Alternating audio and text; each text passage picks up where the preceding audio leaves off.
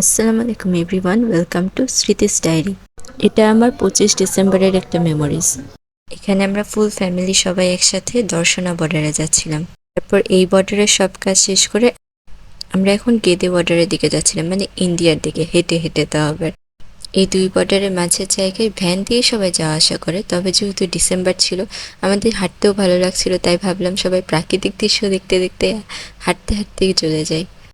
এই পাশ দিয়ে ট্রেন যাচ্ছিল, এই পাশে এরকম মাঠ ছিল, দেখতেও অনেক সুন্দর লাগছিল। এগুলোই উপভোগ করতে করতে সবাই যে যার ট্রলি নিয়ে হাঁটা শুরু করে দিয়েছিল। দেন এই বর্ডারের কাছে এসে ইমিগ্রেশনে অনেক লাইন ছিল। দেন সব ফর্মালিটি শেষ করে ফাইনালি আমরা এখানে ইন্ডিয়ার ট্রেনের জন্য অপেক্ষা করছি। তবে এই জার্নিতে আমরা সবাই বেশ খুশি আর এক্সাইটেড ছিলাম, কারণ আমরা একটা বিশেষ উদ্দেশ্যে ইন্ডিয়া এসেছিলাম, একটা বিশেষ উপলক্ষে। আর এই তো আমরা ফুপ্পির বাসায় পৌঁছে গিয়েছিলাম, আর এই বাসার এই সুন্দর বাগানটা দেখলেই মন ভালো হয়ে যায়। থ্যাঙ্কস ফর ওয়াচিং, আল্লাহ হাফেজ।